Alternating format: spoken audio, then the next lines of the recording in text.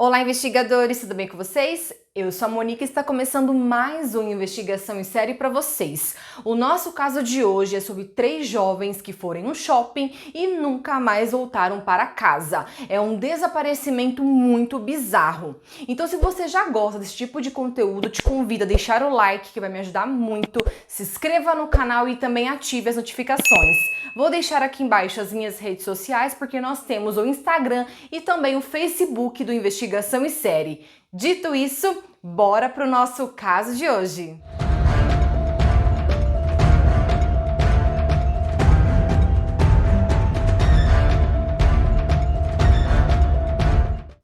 Mary Rachel tinha 17 anos na época do caso.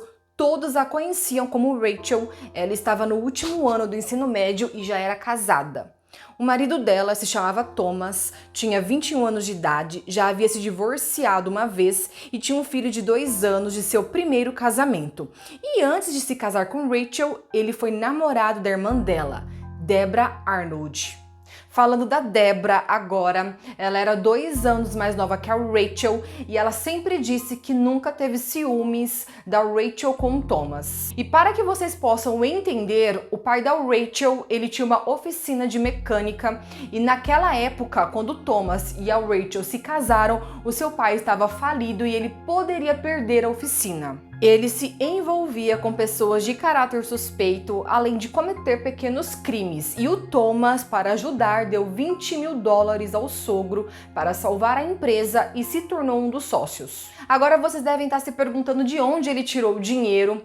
E foi porque os pais dele morreram no ano de 1973 e ele herdou todos os bens e o dinheiro dos pais. Então foi assim que ele conseguiu ajudar o pai da Rachel. E o Thomas trabalhava na oficina e ele estava tocando os negócios porque o pai da Rachel ele estava em um tratamento de câncer. Em 23 de dezembro de 1974, Rachel decidiu fazer compras de Natal no Seminary Resort Shopping Center e ela convidou Deborah para ir junto, mas ela estava cansada e queria dormir até tarde.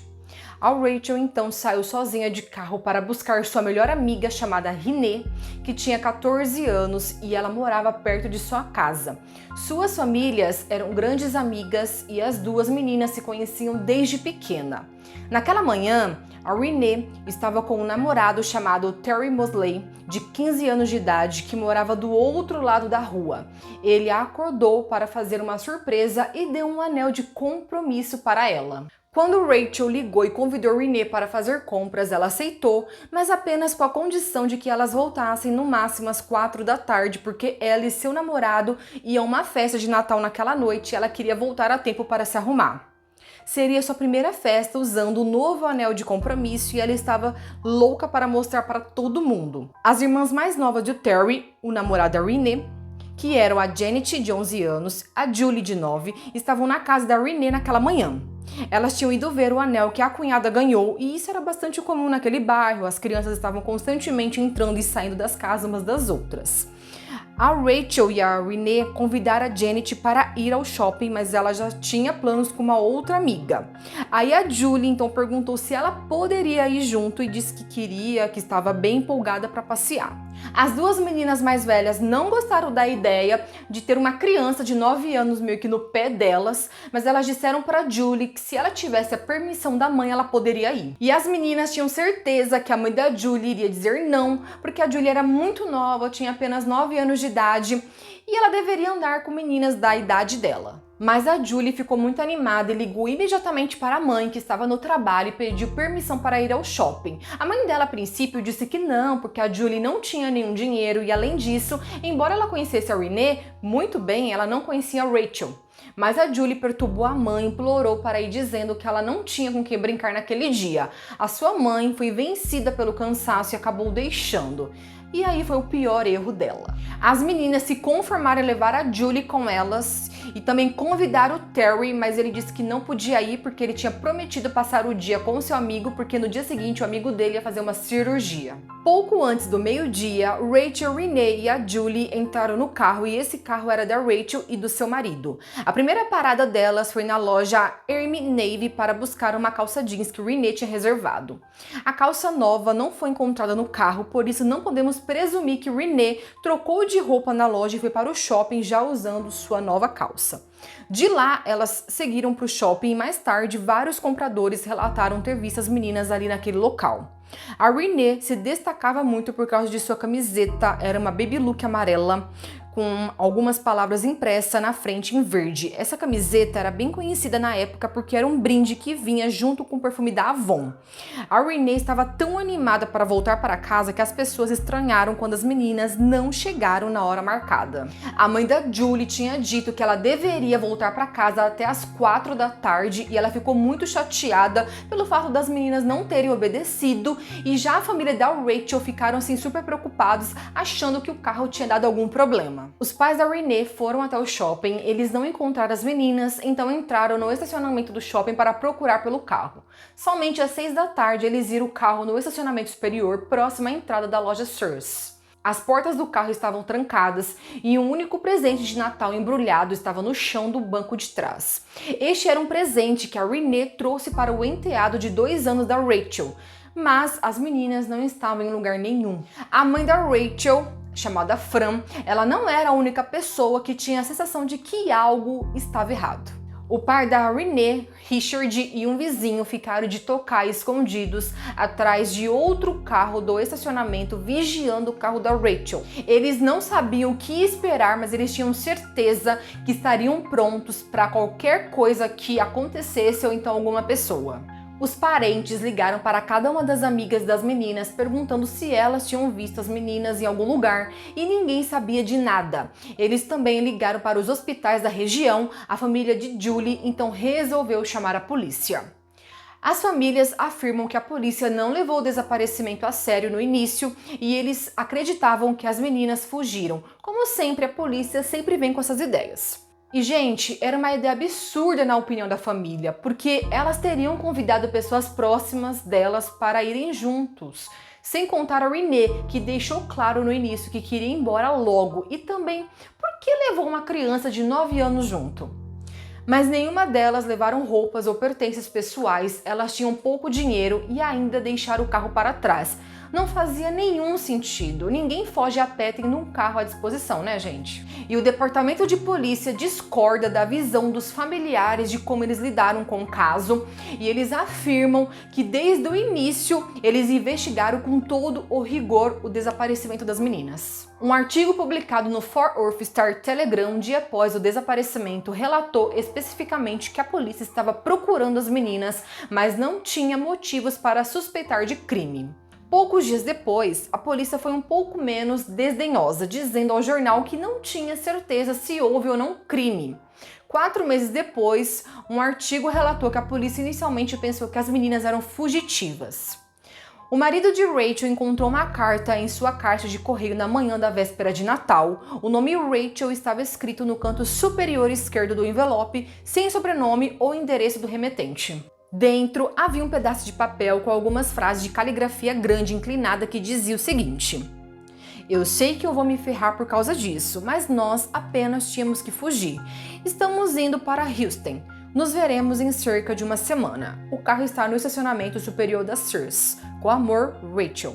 A família de Rachel nunca acreditou que ela escreveu essa carta. Eles dizem que não era a letra dela, eles também apontam outras coisas, como o fato de que o envelope foi endereçado a Thomas e a Rachel sempre chamou ele de Tommy. 6 dias após a chegada da carta, a polícia disse que verificou que a caligrafia pertencia a Rachel, mas também admitiu que ela poderia ter sido forçada a escrever. Em 1978, o detetive da polícia, George Harrison, afirmou que eles enviaram diversas amostras da caligrafia de Rachel para o FBI analisar e os resultados foram inconclusivos. O verdadeiro autor da carta permanece até hoje um mistério. Houve também um grande debate em relação ao carimbo do correio e a data que a carta teria sido postada. Mas em 2001, a polícia verificou que o carimbo do correio era válido e que a carta foi enviada no dia 23 de dezembro na pequena agência dos correios que havia no mesmo shopping que elas desapareceram. As meninas desapareceram em uma época que não existia o DNA, então quando ele foi desenvolvido já era tarde demais para testar no carro. Já a carta acabou sendo testada, mas o DNA que eles encontraram no selo do envelope não correspondia às meninas, nem aos familiares e também nenhuma outra pessoa no banco de dados. Várias pessoas procuraram a polícia para relatar que viram as meninas depois que elas desapareceram no mesmo shopping que ficou o carro. A maioria das pessoas relataram que não viu nada assim fora do normal, mas outras pessoas disseram que viram coisas estranhas acontecendo. Um balconista de uma loja de disco contou que uma mulher falou para ele que viu alguns homens empurrando 3 meninas para dentro de uma caminhonete amarela. Só que a polícia não conseguiu localizar essa mulher para saber se realmente isso é verdade ou então se fornecesse mais algum detalhe, mais alguma informação do que ela viu. Já outra testemunha disse que viu 3 garotas sentadas na parte de trás de um veículo da patrulha de segurança do shopping. E eles também checaram com um agente na rodoviária que disse que 3 garotas o procurou para saber sobre passagens para Houston. Em 1975, as 3 famílias que estavam frustradas com o processo na investigação contrataram John Swain, investigador particular e um pouco extravagante. John tinha uma grande personalidade e talento para a publicidade. Ele dava conferências de imprensa para pressionar a polícia e ele até conseguiu fazer com que eles compartilhassem uma cópia dos arquivos do caso com ele. Ele foi atrás das pistas que conseguiu e afirmou ter recebido dicas de informantes anônimos sobre a localização dos corpos das meninas. A polícia realizou várias buscas com base nas informações do John, mas isso não levou a lugar nenhum. As autoridades já estavam tão desesperadas por pistas que resolveram seguir dicas de médiuns que afirmavam ter adivinhado a localização dos corpos das meninas.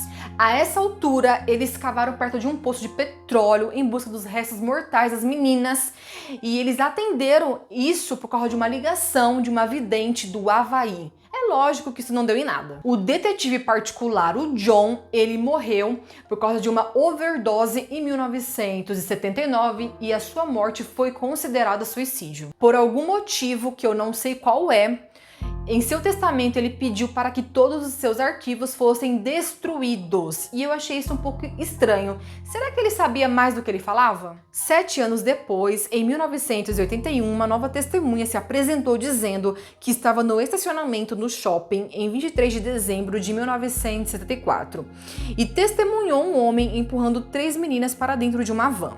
Bom, essa testemunha disse que chegou nesse homem, confrontou ele e esse homem disse que era um assunto de família e que era para ele ficar fora disso. E uma coisa que eu não entendo é que essa testemunha contou tudo isso depois de 7 anos. E olha que esse caso foi muito comentado e saiu em todas as manchetes. Para mim isso não faz sentido. Os familiares nunca desistiram de buscar respostas e em 2001 o caso ganhou novos investigadores e foi reexaminado. E como houve grandes avanços da tecnologia desde 1974, a família estava cheia de esperança, achando que pudesse descobrir o que foi que aconteceu com as suas filhas. O departamento de polícia realizou uma coletiva de imprensa para anunciar que falaram com pelo menos 20 novas testemunhas que relataram o avistamento das meninas no shopping e reduziu a lista de possíveis suspeitos para menos de 5. Entre as novas pistas, a polícia estava investigando o avistamento relatado por um ex-policial chamado Bill Hentges, que trabalhava para uma loja como segurança na noite em que as meninas desapareceram. O Bill, ele estava trabalhando no último turno da noite e ele disse que teve um encontro estranho com outro segurança que estava em uma caminhonete por volta das 11h30 da noite. Aparentemente, ele e o outro segurança trocaram algumas palavras e tiveram alguma discussão, mas isso não foi revelado o motivo dessa discussão. Mas ele afirmou que se aproximou da caminhonete e lá dentro ele viu 3 garotas. E ele foi muito específico na disposição dos assentos. Então todas as 3 estavam sentadas no banco da frente. De acordo com ele, a menina mais nova estava sentada ao lado do motorista, a menina mais velha estava no final ao lado da porta e no meio estava uma um pouco mais jovem. Então a ordem era: motorista, Julie, Renee e Rachel. Ele as descreveu sorrindo e parecendo estar lá por vontade própria. O Bill disse que relatou às autoridades quando aconteceu em 1974, mas ninguém o procurou até 2001, quando o caso foi reexaminado. E eu achei isso um absurdo, né, gente? E quando esse fato veio à tona, o departamento de polícia disse que rastreou esse segurança descrito pelo Bill e ele disse que não estava com as meninas naquela noite. Os detetives acrescentaram que consideraram essa uma pista sólida, mas estavam se concentrando não em um, mas em até 5 suspeitos diferentes. Infelizmente, a investigação de 2001 foi tão inútil quanto as investigações anteriores. Agora, a gente entra na parte das teorias. O irmão mais novo da Rachel continua pressionando a polícia para investigar o caso, dá diversas entrevistas, mantém uma página no Facebook chamada Missy Fort Worth 3.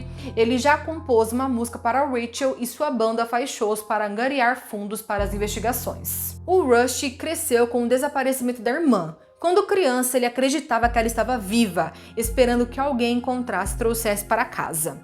No final da década de 1990, Rusty contratou um investigador particular chamado Dan James. Esse detetive já acompanhava o caso desde 1975. Ele tinha algumas teorias e ofereceu seus serviços a Rusty gratuitamente. Dan investigou o caso por anos e aparentemente esse era um caso perigoso. Ele disse até a alguns veículos de comunicação que recebeu ameaças de morte e avisos para largar o caso. Ele foi atrás de todos os boatos, pistas e teorias da conspiração. Uma teoria do Rush é que as 3 meninas podem ter sido vistas em um posto de gasolina na manhã seguinte ao desaparecimento, entrando na caminhonete do dono do posto.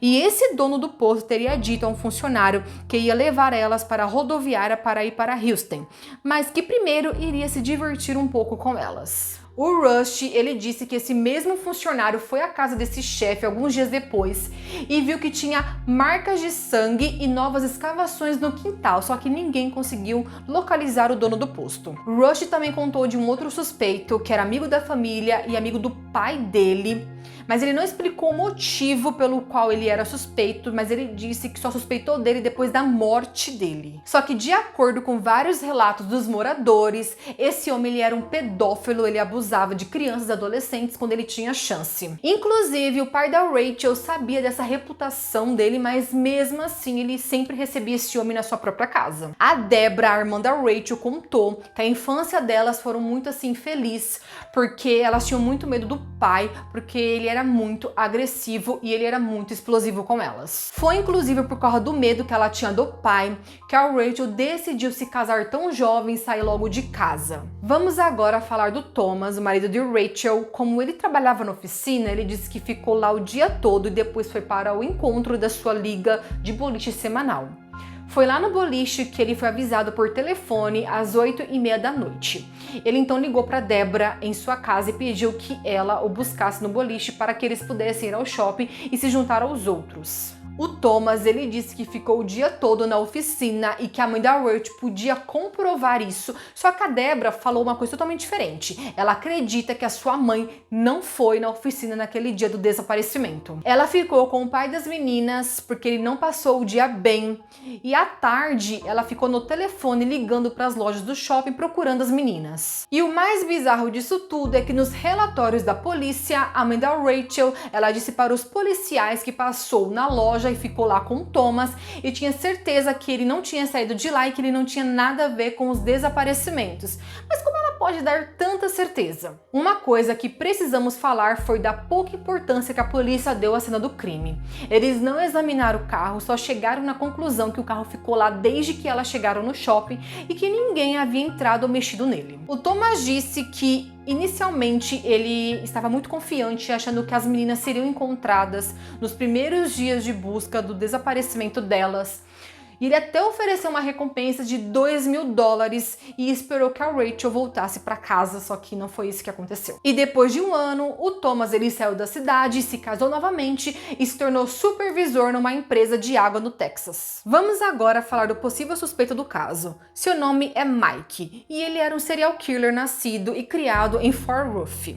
Seus pais moravam não muito longe do shopping e ele pode ter sido responsável por alguns outros desaparecimentos na cidade. É praticamente certo que Mike estava em Fort Worth na época do desaparecimento, porque sua mãe estava com câncer e ele foi para a cidade cuidar dela em 1974. Mike era conhecido por sequestrar e torturar algumas de suas vítimas e manteve pelo menos uma mulher presa no sótão da casa de sua mãe em 1974. Ele acabou sendo pego, mas não pelos assassinatos. Ele foi pego imprimindo dinheiro falso pelos federais. Quando o FBI abriu um depósito onde ficava sua impressora, descobriram que ele também era um assassino em série e um sádico sexual. Ele gravou vários de seus crimes contra diversas mulheres e tirou fotos de si mesmo no ato. E o que mais me chamou atenção é que ele adorava cometer os seus crimes em shoppings lotados. Ele se passava por um policial ou jornalista e coagia as meninas a entrarem no seu carro. Ele sequestrava essas meninas, levava para um lugar deserto, ele abusava e assassinava.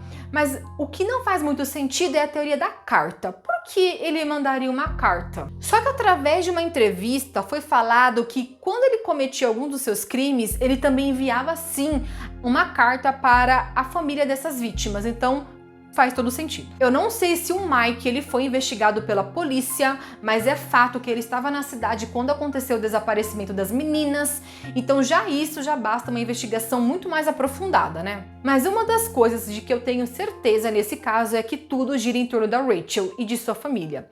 Todas as suspeitas e as histórias e boatos estranhos são relacionadas à família dela.